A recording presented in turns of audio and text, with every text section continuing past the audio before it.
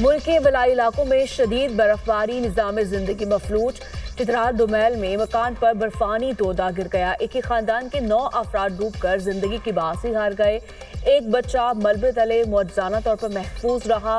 جاں بحق افراد میں 4 خواتین اور 5 مرد شامل۔ پاک آرمی ریسکیو اور سویلین افراد کی مدد سے سرچ آپریشن مکمل۔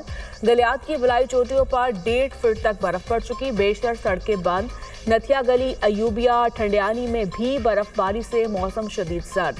ایبٹ آباد میں رابطہ سڑکیں بند، ناران، کاکان، چگان اور کوش ویلی میں سڑکیں بلاک، شہری گھروں میں محصور۔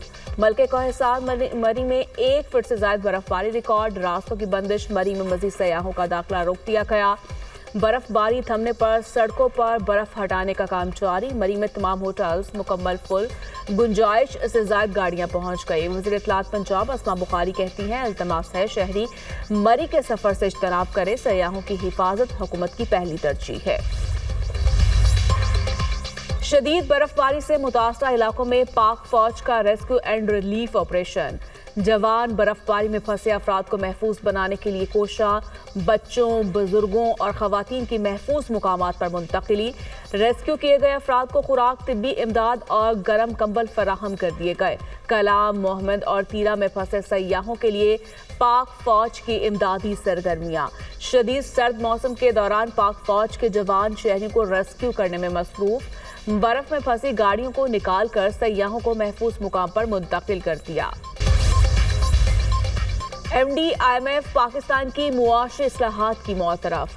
کرسٹولینا جارجینا کا عالمی اقتصادی فورم میں اظہار خیال، کہا شہباز شریف کی تہہ دل سے عزت کرتی ہوں، پاکستان میں مثبت تبدیلی اور ترقی کے لیے سنجیدہ ہیں۔ شہباز شریف کسی کام کی ٹھان لیں تو پھر مکمل کر کے ہی چھوڑتے ہیں۔ پاکستانی حکومت سنجیدگی سے اصلاحات کا نفاذ کر رہی ہے۔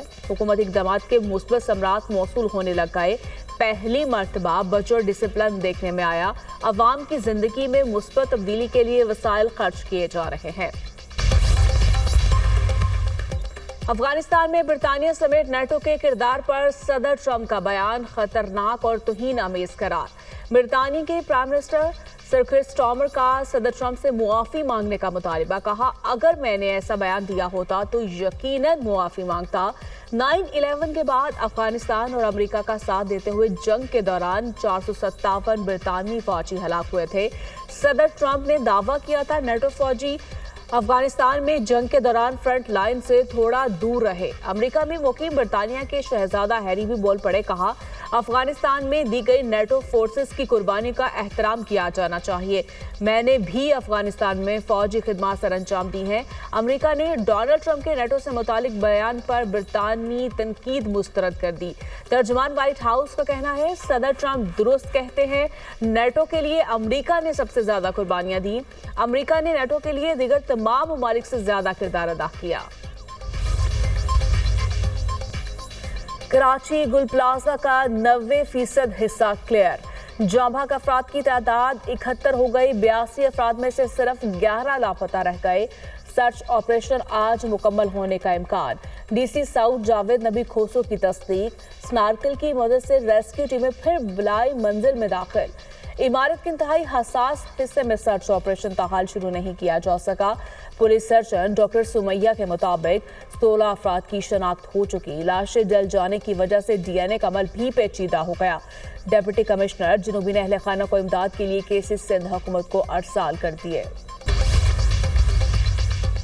حیدرآباد میں جام شروع کے علاقے کوٹری سائڈ روڈ پر خوفناک حادثہ، ٹرک اور کار میں تصادم، 8 افراد جاں بحق، 2 زخمی۔ ریسکیو اہلکاروں نے لاشیں ہسپتال منتقل کر دی۔ جاں بحق ہونے والوں میں 3 مرد، 1 خاتون اور 4 بچے شامل ہیں۔ فیملی ٹھٹھا جا رہی تھی، تیز رفتاری کے باعث کار ٹرک سے جا ٹکرائی۔ پارلیمنٹ کے مشترکہ اجلاس میں دانش اسکولز اتھارٹی بل 2025 منظور، گھریلو تشدد روک تھام تحفظ بل 2025 کی منظوری، قومی کمیشن برائے انسانی حقوق ترمیمی بل 2025 بھی منظور۔ بل وفاقی وزیر پارلیمانی امور طارق فضل چودھری نے پیش کیا۔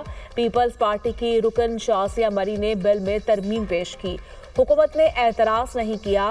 اپوزیشن رکن عالیہ کامران کی ترامیم حکومت کے اعتراض پر کثرت رائے سے مسترد۔ ایوان میں قانون سازی کے دوران اپوزیشن کا احتجاج، نعرے بازی۔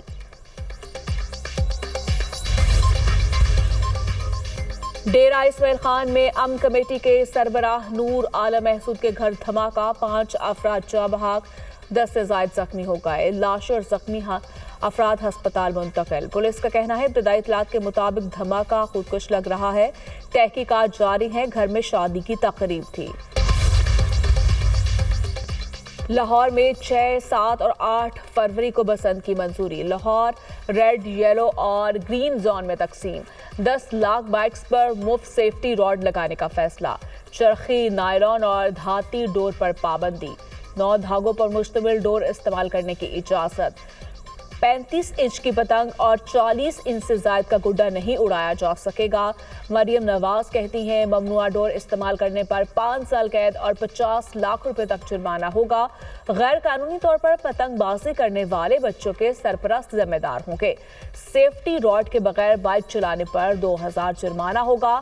बसंत के दिनों में लाहौर में 500 बसेस चला रहे हैं। सफर मुफ्त होगा। अबूधाबी में होने वाले अमेरिका की सालिसी में यूक्रेन रूस मुज़ाकरात का पहला दौर खत्म। खबर एजेंसी के मुताबिक रूस ने मकबूजा इलाके डोनबास से दस्तबरदार होने से इनकार कर दिया। रूस के सख्त मौक़िफ़ के बायस कोई पेशरफ्त न हो सकी। मुज़ाकरात का दूसरा दौर कल होगा। रूसी हुकाम के मुताबिक इलाकाई मसले के हल के बगैर किसी देर का हल की तवक्को नहीं। रूस अपने मकासद मैदानी जंग में हासिल करता रहेगा।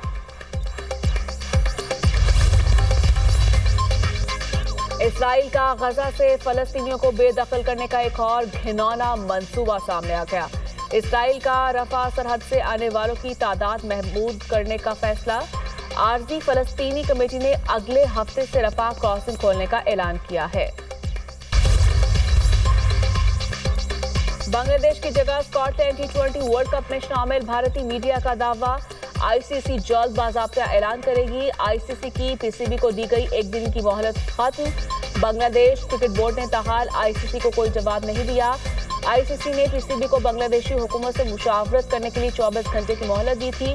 बांग्लादेश हुकूमत ने गुज़श्ता रोज खिलाड़ियों से मुलाकात करके टीम को भारत न भेजने का ऐलान किया था। फीफा के सदर जियानी इन्फेंटो का जल्द पाकिस्तान आने का ऐलान। कहा मैंने प्राइम मिनिस्टर शहबाज शरीफ से पाकिस्तान आने का वादा किया था। पाकिस्तान फुटबॉल फेडरेशन में नए सदर आ चुके हैं जो जबरदस्त काम कर रहे हैं। पाकिस्तान फुटबॉल के लिहाज से एक अजीम मुल्क है। ख्वाहिश है पाकिस्तान एशिया की एक मजबूत टीम बने। इसके लिए हम काम भी कर रहे हैं।